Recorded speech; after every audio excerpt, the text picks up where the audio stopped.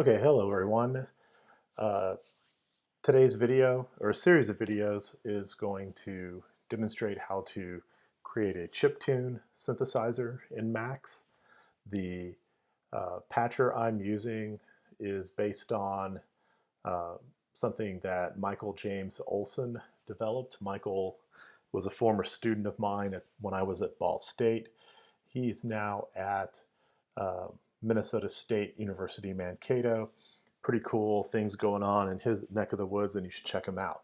So, um, what we're trying to do with chiptunes is we're trying to recreate that old 8-bit um, Nintendo Super Mario synthesizer sound, which um, has a certain amount of degradation, has some very simple synthesis routines.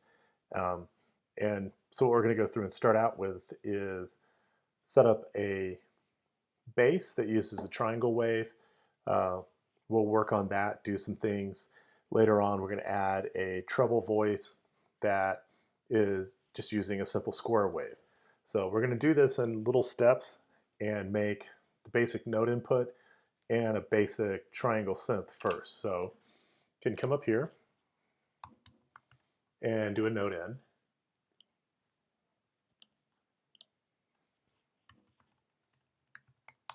And then strip note.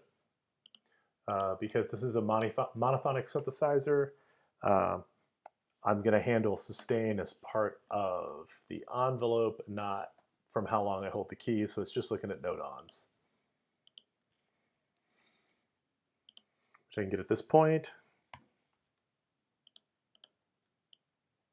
And if you don't have a MIDI keyboard, you can always add a K slider. Make sure that it is in. Let's bring the window down here. Make sure that the K slider is in monophonic mode. So it's just doing note-ons itself. And then you connect it as well to this box. And that's going to get note-ons from the keyboard, or I like the patch, note-ons from the K slider.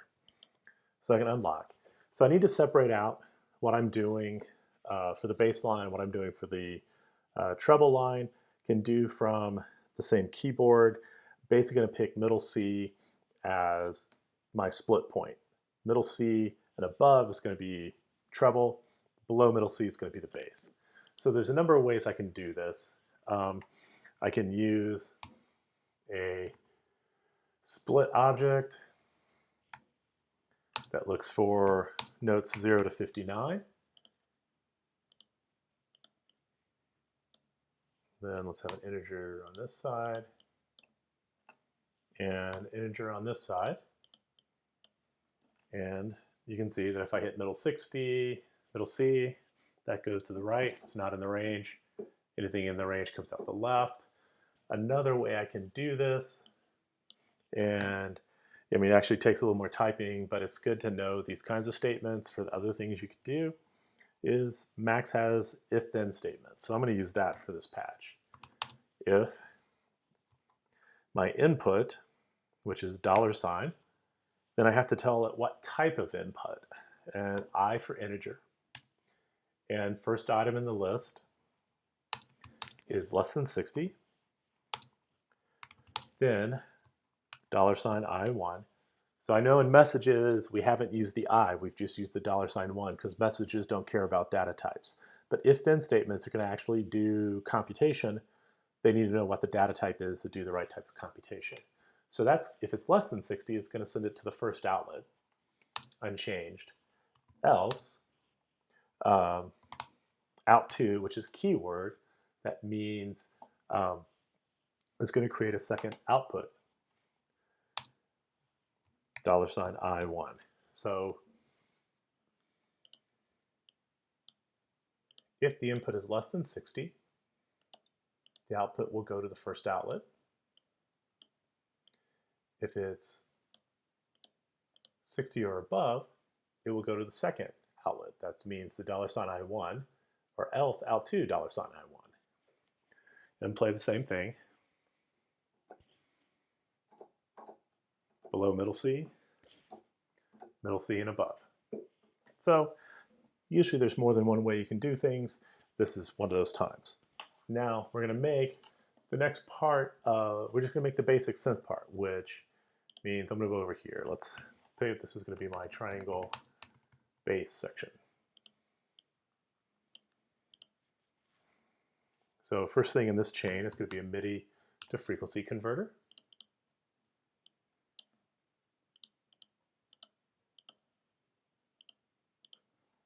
All right, and we can see what that output is. Just making sure everything's working. I'm just going to pull this up a little bit. Just leave myself with room. So MIDI to frequency. Then that's going to feed into a triangle wave, which is an anti-aliased triangle oscillator. I need to give it an initial frequency so that I can give it a duty cycle. And a duty cycle of 0.5 will give me a perfect triangle wave, meaning that the rise is the same amount of time as the drop off. The upward rise to the point, same as the downward. So frequency is going to feed into the triangle wave. And from there, it's going to go down to, it needs an envelope. So knowing that I need an envelope, I'm going to put in a multiplication object.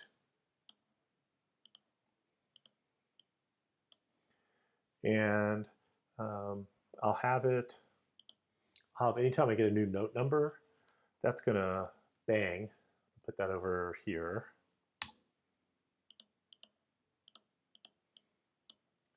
In this case, it's going to bang. We'll get to that. First off, let's create the ADSR. So we can give it a set envelope. Remember, these are cheap synthesizers, so expression and variation was not part of the code. So we're going to give it an attack of 2 milliseconds, an initial decay of 2 milliseconds, a sustained level of 1, which will be relative to the input velocity, which I'm not using. I'm just going to trigger a 1, and then it's going to have a decay of about 400 milliseconds. Okay, so if I send the message 1, it's going to trigger, and I'm going to send that message anytime I get a note. So you can see when I play key, it's going in there. Now, there's no sustain, and there's nothing to trigger an off. So I am going to put in a message called max sustain. And I can make it a message and have it be something like 10 milliseconds. But if I want it to load up when I load the patch, I'm going to put it in a load mess object, which is the same thing as a message. It's just going to get triggered when the patch loads. Max sustain 10. That's going to feed in. And all that's doing is telling the ADSR to, at most, hold the sustain part of the envelope 10 milliseconds. So this is really an attack, decay, release envelope with a little bit of punch. I need to lock the patch, double click on load mess to send the message to the ADSR. And now I take the output of the ADSR,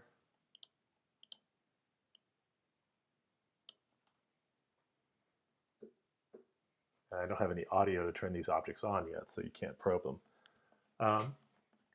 And so I'll add that. I'm going to put over here in the middle for my 2 synths to use a live.gain object. Live.gain is going to feed into EasyDAC, which is turned on because I had Max open earlier. And what I'm going to do is I'm just going to let it come around.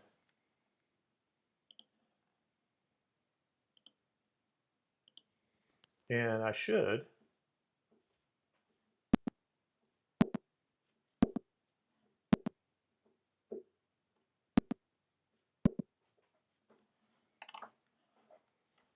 Oh, getting a click because I made a mistake. I did not put in, oops. So the mistake is not that I didn't put in 400, is I didn't put a space beside the 1. So that's okay. You could hear that it was a click. It was not the 400 millisecond decay. So I had to figure out what was wrong with the envelope. Now I have it.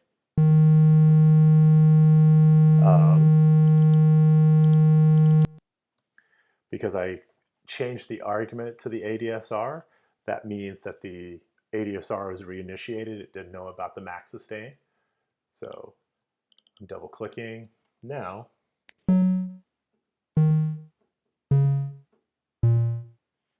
okay, getting my nice triangle wave synth, playing basic notes. So now I need to start muddying this up a bit with good old chiptune waves. So I'm going to add in a few more things. One of the first things I'm going to do is I'm going to frequency shift the triangle wave and add it back in. So I need, because of all the processing I'm going to do, I need to up the amplitude in a few places. So I'm going to add in a multiply times 1.5, make 2 of those. This is my original audio, and then I'm going to have other audio coming into freq shift, which is a time domain frequency shifter. It means it shifts frequency without changing time duration. That's going to go into my second. That's going to also come out of the triangle. So the triangle is going to go in, it's going to shift, and it's going to shift by 1/3 of the frequency. So divide by 3.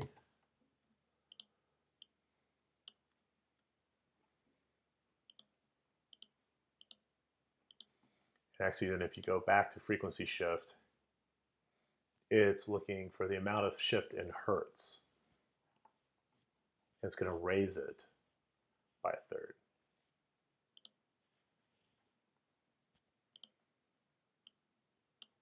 Okay. Then I need to mix these two things back in. Mixing is an addition.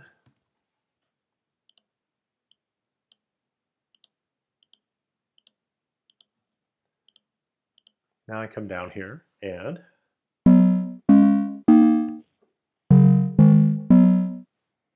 I'm getting a little hot on the levels. Let's pull that down.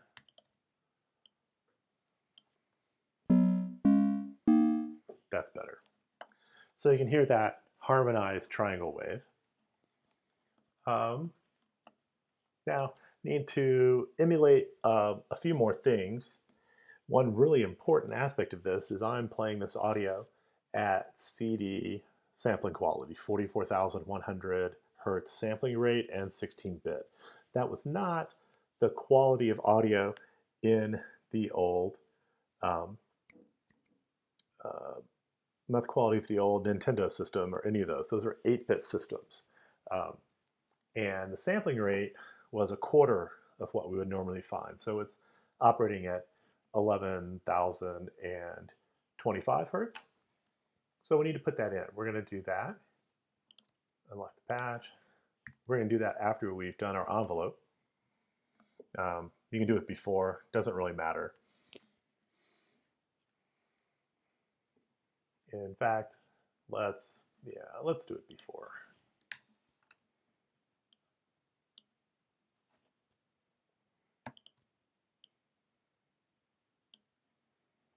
So at this point, there is an object called degrade.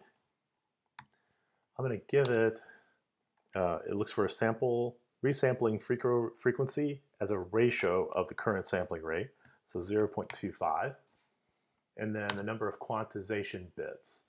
So instead of 16, we're going to go at 8-bit.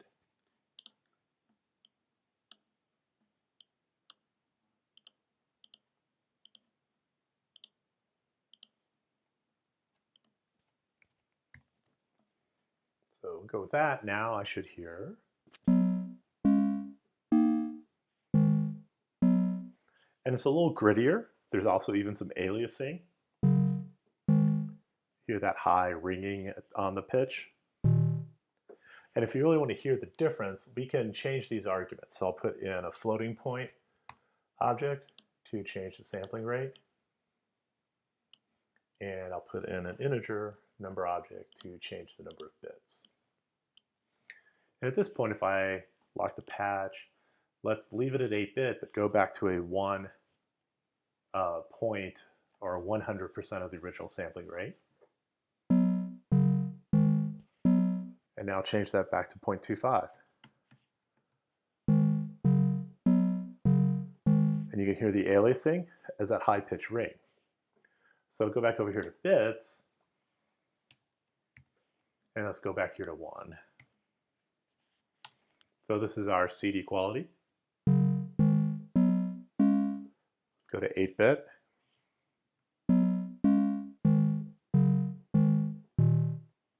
So there's a little noise you're going to hear at the decay of envelopes.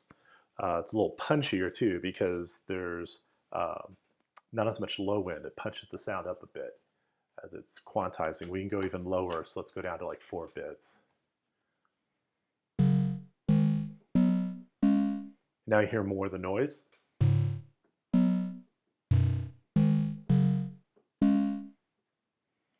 can go down even lower. Let's go to 2. So go back to 8, and then bring the sampling rate down to 0.25. Oops.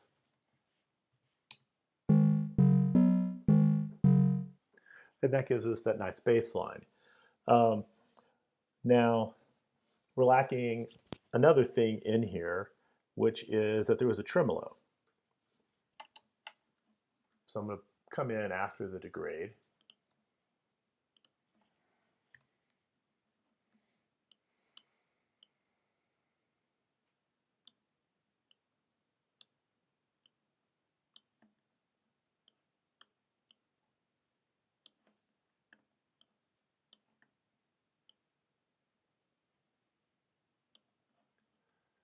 And I'm going to add another triangle wave with a frequency of 4 Hertz, so an LFO. This is going to go into another audio multiply, and this is amplitude modulation, tremolo, ring modulation technically, rather than amplitude.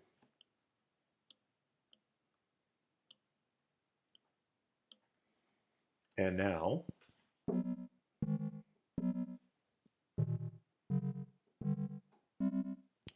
can hear the flutter. Then the final section of this is that I could, after I add my envelope, go into a filter. So I'm going to use a resin filter. It's a resonant bandpass, which means it has some feedback. We can adjust the initial gain, and this seems odd to put in. I'm actually going to put in about 10. It's a floating point. Because it's cutting away so many frequencies, it really reduces the signal. So I'm boosting the initial gain up, saying the center frequency is going to be 1200 Hertz, and it has a Q of 10. Audio comes in.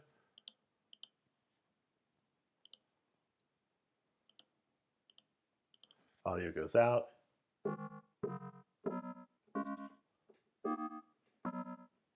And you can see that I lose a bit. So I could have a floating point to change the gain. Maybe put the gain up to about 20.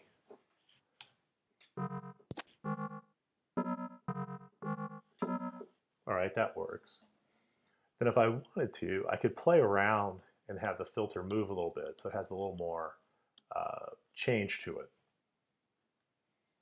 So what it's going to do is use a line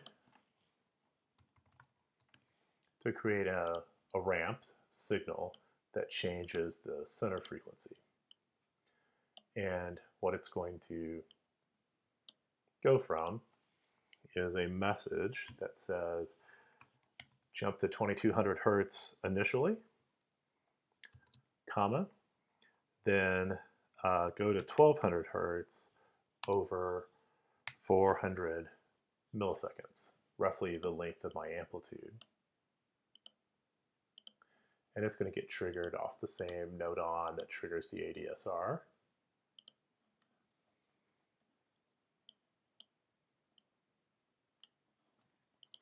And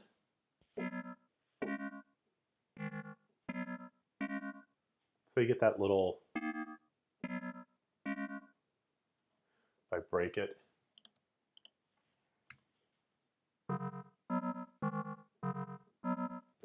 so it's a question of what you want.